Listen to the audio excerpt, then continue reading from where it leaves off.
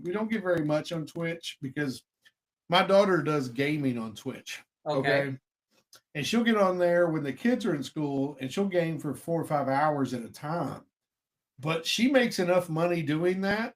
Literally, she gets to stay home with the kids. Wow. Uh, Okay. her husband does make good money, but that's just enough pocket and get around money and doctor copay money that Yep. so Yep. it's just a good resource that we're trying. And eventually, as we continue to grow, Twitch will go behind a paywall as part of a growth package. But what we like to do when we're on Twitch is plan the next episodes and talk about what guests we're going to get in and what Okay. happened and that kind of stuff. Things that are a little more behind the scenes, if you will. Gotcha. Okay. Yeah. Excellent. Yeah, it's just a new thing we're trying, and as we can try to get better and grow, um, so that's that. Oh, That's the fabulous. goal. We have a very specific goal by the end of the year in mind that we're trying to hit, and I feel like we're about not quite halfway there yet. We're getting there though. I think. So, anywho, that's not good wine. It's just cheap wine, but it was sweet red, and that's what I wanted. And Ah. the only Jerry and Brett were making fun of me because I got a box, and the real reason I got a box is if I buy a bottle of wine, it only if you open it, it lasts what a day and a half in the fridge. It's not very good after a couple of days, so you have to drink the whole bottle. Yep. Well, Yep. sometimes I just want a glass of wine, so that's why I got the box. It's got to I be know a cold. lot of people who started out on box wine, so not really anything wrong with that. Hey, Brett, how you doing? Hey, how's it going? There he is. Finally Yeah, on. there, you joined in. Yeah, look at you go. Yeah, Um, that's awesome. So technology is hard. the new book, how long did it take you? And I'm going to ask you this question Sure. in the interview when we actually go live and we're talking to you. But how long does it take you to write a book? Oh, this one I'm probably on my 7th or 8th month of it. I the memoir books, they didn't take long at all. We're probably talking 3 or 4 months each because that was just a brain dump, putting Yeah. it down on paper. But what really takes a while is then going into editing. And there's several different rounds of editing. Now, each round, if you go to a professional, there's a cost to it. I am not an English major by any stretch of the imagination, so I need to go that editing route. So there's some tricks that you can do to keep the costs down. One of them is read your book out loud. There is Oh, so many times people catch errors, just word choice or spellings and stuff, just by reading the book out loud. And other folks will take and have like the PC read the book back to them. Most people do it in Microsoft Word for their manuscript, and then you can have it actually read that back to you. And you catch stuff that way. My wife is really good, so I make her look at the book and she'll go through and she'll mark it all up. And then that's my first round of editing. And when I'm done with all of that, then I'll ship it off to the editors because most editors are anywhere from a cent and a half to 3 cents a word in oh price. gosh. Oh, yeah. And there Hey, could Jerry. be a few rounds of editing. Here. So as you look Yeah. at it, sometimes there's folks that'll do content editing. There's folks that'll do proofreading. There's folks that will help you develop your characters more, and each of those come with a cost. Right. Do you Uh, self-publish? I self-publish, Okay. yes. Do you do that through like is there you just kind of put it on Amazon as like a digital book or Well, there's a number of spots you can put it, Brett. Amazon, Barnes and Noble, Drafted Digital, Ingram Sparks, and it depends on what your strategy is going to be. And of course, you can go digital You can go paperback, hardcover, and the big thing that's really catching on quite a bit is audiobook. Right. Yeah. And so a lot of the younger generation, believe it or not, as well as the much older generation, are going to audiobook. That's all I listen to is audiobooks. Cause I don't have time to sit and read. So I'm in the car, I'm listening to audiobooks when I'm doing dishes. Like sometimes, especially when I get really into a book, I'll tell my wife, look, just take the kids, I'll clean the downstairs. It needs to be mopped, needs to be swept. So I just do it just to listen to my audiobooks. Yep, put the headset on and go to town. When I was a professional driver, you go this way, Jerry. It's right there beside you. In that box. That's all I did. I got tired of the radio, got tired of the talk shows and all that. I just audiobooks, one right after another. I bet I've read, air quotes, read hundreds of books doing that. When they say your brain processes it the exact same way, which I can go from listening to just physically reading, and it doesn't feel like any difference at all. Yeah. And somebody was explaining it as like, we used to only get stories because a lot of people couldn't read. We all used to only get stories through like somebody telling the story verbally. Yes. And so like our brains are already used to that way of storytelling, so it's natural for us. And like for me, I can sit down and read a book, but my brain's like going all over the place. And so I'll have to go back and reread a page. But if I'm listening to an audiobook, like since I'm focused on something else, like my brain's not all over the place. Yep. And I'm able to just process it a lot better. But yeah, I had read some different things on that. And when we were all taught to read, it was see Jane run, see Dick run, see Dick catch the ball, one word after another. And so when we pick up a book, we're still in that mode. But when we listen, we're hearing it so much quicker. The brain's absorbing it that much faster. Yeah. Now, do we remember more or less depending on which way we consume the book? I really don't know. I'm a real slow reader. I prefer to listen to it if I could, but I also like to see it, and I like to hold it and get that tactile experience. So I do still gather quite a few books. Yeah. I can read much, much faster than people talk. So I can read way quicker than I can listen to an audiobook. See, and when I read, I'm talking in my head. Yeah. So like I'm reading at that pace. In my head, I'm working through the narrative in my head. I'm visualizing what's going on. So it's slower. When I can listen way faster than I can read. Yeah. Really. Now, Jerry, have you been told how many words per minute you read? When I was in high school, and I have no clue what the number is, but we did some tests and I knew then. I just have no clue what it is. How fast do you read a page? Do you know? No. A typical page is around 300, 350 words. So when you pick up a book next, just be cognizant of it, and you might be able to tell. I read about 250 to 300 words a minute, which means I may get through a page in a minute. Could you imagine a 250 page book? I'd be there for hours. I don't know about that, but I do math really fast in my head. Give me a problem, Jerry. All right. What's the derivative of x squared plus 2x? 12. It may have been wrong, but it was really fast. It was fast. You got that right. You got that right. I didn't say I did correct math in my head very fast. When Steve reads a word problem, here is what Steve sees.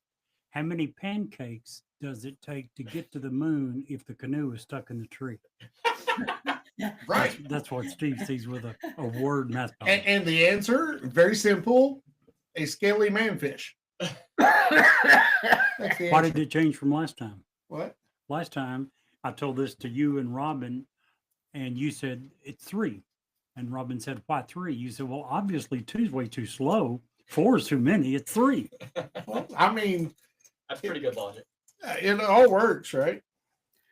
Well, Anywho, what I found out by reading, guys, is I only know 25 letters of the alphabet, and I really don't know why. That's the one like I it. had set aside for tonight, guys. Ooh. Wow. I was working on it all day.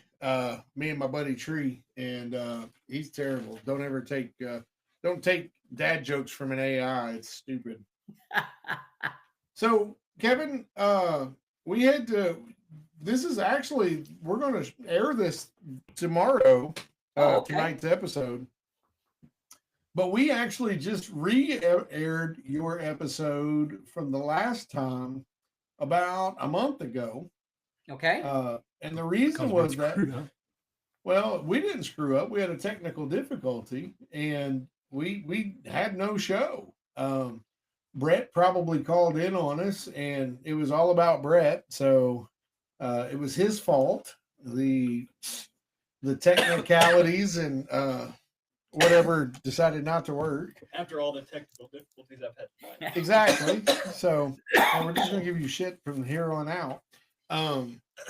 But we had to do something, and so we just re-aired the episode then, and it got a good amount of looks. So, and then I posted tonight's episode. Posted your book on Facebook, with a link to Amazon. So hopefully you can garner a sale or two from it. That would be fabulous. Yeah, And- absolutely. I looked that- it up when I heard. That Sorry. gets into my next book, guys. And you talked earlier about writing a book, but that's just part of the journey. Then you have to market that book afterwards. Right. Yeah. And even if you go the traditional route, it used to be in years past, the publishers would wine you and dine you and fly you all over the country, do book signings, etc., and promote it. They don't do that anymore. No, costs too much money.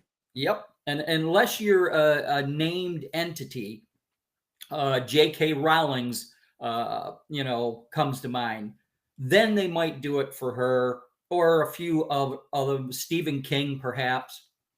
But if you're an unknown, no, you've got to market your own book.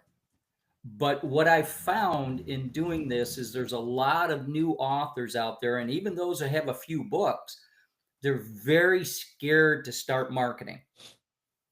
They think all they have to do is put the book out on Amazon or, somehow get it into a local bookstore and it's going to sell itself. It does not do that. And what I have created for myself, because I got to be honest, guys, I don't like to spend $1 if I don't have to. You sound So- like Jerry. Hey, why should we if we can figure it out and do it ourselves? So I figured out how I can do some marketing using social media, Facebook, LinkedIn, Reddit, doing podcasts, and there's other things. I'll give you a simple little example. I got in touch with my college alumni association. Very easy to do. I just went online, looked up my college, went over to the alumni tab, clicked on that, found the name and an email, sent them off and said, I graduated this year. Here was my major. I'm retired and I'm now an author. If you'd like to do a story, let's talk. Very Nice. simple, easy, quick email. That one email wound up getting 3 different postings and 3 different newsletters from the college. That's fantastic. Wow, that's awesome. And very, very simple to do. And so I've taken all of these techniques that I've come up with and I put them into my new book. And I haven't got a formal title on it, but it's basically marketing for little to no cost. And Nice. I'm keeping the price tag way low on it because I want to help the authors get started with some very simple things. I'll give you another quick example. I call it podcast piggybacking. I know some folks out there.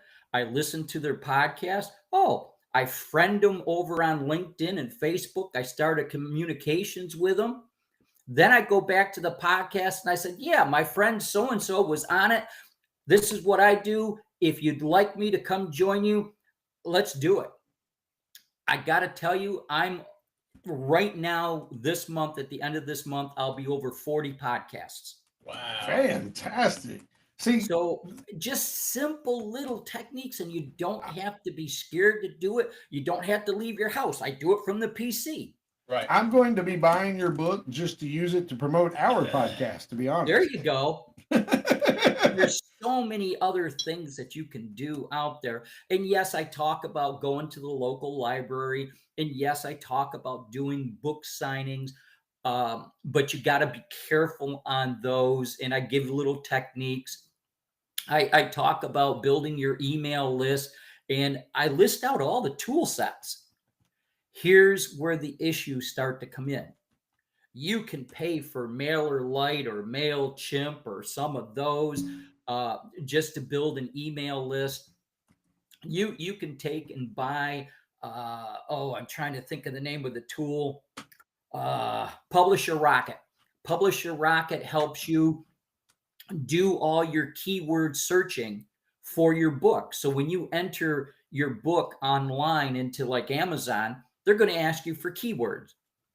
These are keywords that folks like us would use when we go searching on Amazon to try to find something. So Publisher Rocket, that's another cost for folks to buy. So there's a lot of these kinds of things out there that if you really want to get really involved in it, you could spend a lot of money in this business, but are you going to see the ROI from it? And that's where I hope to help these folks with this book. And it's what I say, take your revenues you earn by using this book and making your sales, then parlay that into something, because now you're kind of playing with the house's money. It's not costing you a whole heck of a lot, and you're getting sales.